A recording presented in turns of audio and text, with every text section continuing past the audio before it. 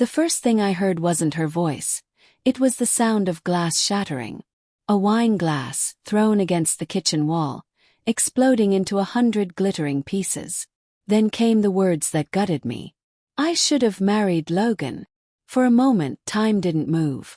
The air hung heavy with the smell of Merlot and fury. My wife, Hannah, stood across from me, her chest heaving, her face flushed red. The name Logan sliced through me like a blade. Logan wasn't a stranger. He was her college friend, the one she used to laugh about, text late at night, and swear was just a friend. I'd always trusted her. Blindly. Stupidly. The breaking point. I stared at her, the words echoing in my skull. You should have married Logan. She froze, realizing what she'd just said. The rage on her face wavered into panic. Ethan, I didn't mean it like that. I stepped closer, my voice calm, too calm. Then tell me what you did mean.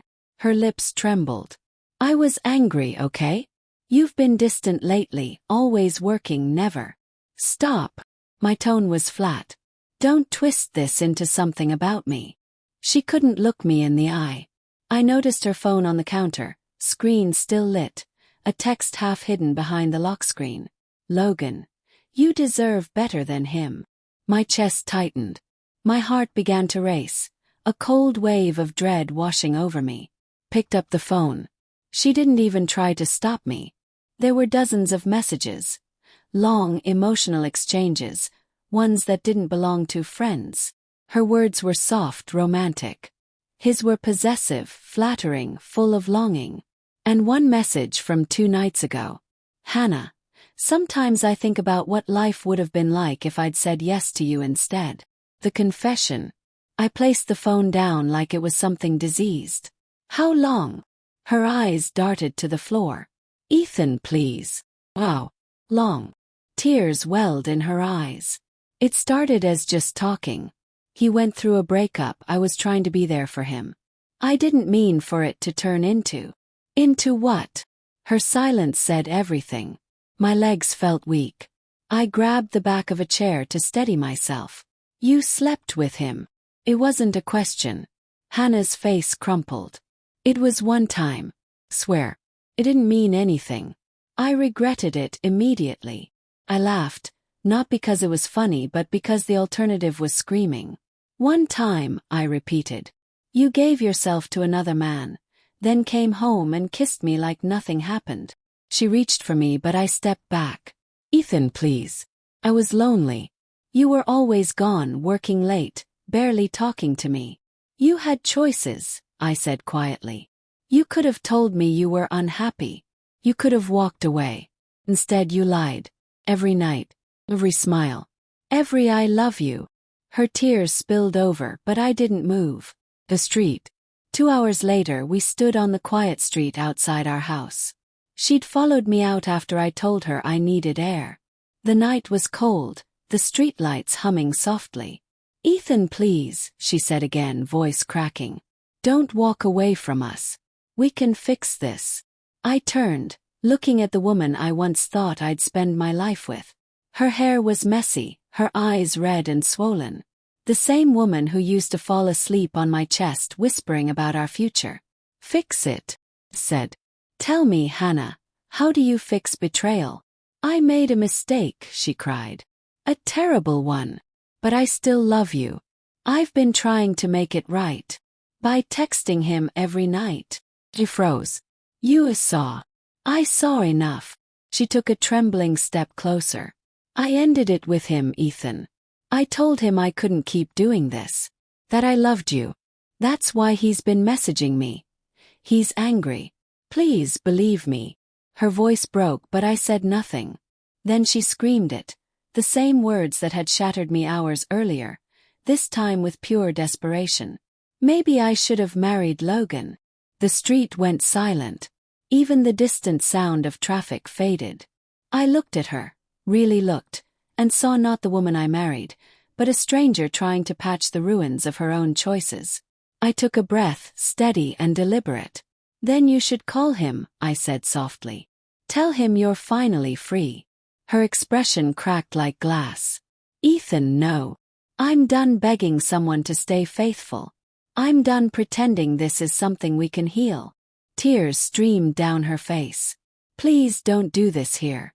People are watching. I gave a bitter laugh. Let them. The breaking down. She fell to her knees right there on the sidewalk, sobbing uncontrollably. The sound was raw, human, and unbearable. I love you, she choked out. I swear to God I love you. It was a mistake. Stop saying that. Ethan, please. I'll cut all contact, I'll change my number. You already said that once, I said quietly. After the first lie. After the first deleted message. She looked up at me, her face streaked with tears. You knew. He nodded. I knew for weeks. I just wanted to believe you'd choose me. Her sobs turned into a quiet, broken silence. I kept waiting, I continued. Every day hoping you'd come clean. Hoping you'd look me in the eye and tell me the truth. But instead you smiled and asked me how my day was. She shook her head, whispering. I was scared. I was too, I said. But I didn't run to someone else. The goodbye. The wind picked up, cold against my face. I turned toward the house one last time. Our house, with the porch light still glowing, the shadow of our life flickering behind the curtains. She stood there, trembling, her hands clasped like a prayer. Ethan, can we at least talk? Tomorrow. Please. I looked at her, the woman who'd once been my world, and felt an aching finality settle inside me. You know, I said quietly, I used to wonder what it would take to break us. Turns out it was just one name. Logan, she whispered, almost in disbelief at the destruction that name had caused. I nodded slowly. I hope he was worth it. Then I turned and walked away. Her voice cracked behind me, pleading, screaming, but I didn't turn around. Not once. Epilogue. 6 months later. I moved to a smaller apartment across town. The silence there was sharp at first, but slowly it became peaceful. Some nights I still thought about her, about the woman I loved and the ghost she became. She tried reaching out a few times. Letters, emails, all unopened. I heard she and Logan never worked out. Apparently, guilt doesn't make for good romance. One evening while walking home from work, I passed the same street where she'd broken down months ago. The memory hit me hard. Her voice, her tears, her desperation. But this time I didn't feel anger. Just closure. Because the truth was simple. You can forgive someone in your heart without ever letting them back into your life. And as I walked past that streetlight, I whispered the words I never got to say that night. I hope you find peace, Hannah. I already did. Would you like me to make this story more dramatic, like a cinematic scene with heavier dialogue and pacing shifts? Or more intimate, deeper in the husband's internal emotions and quieter heartbreak?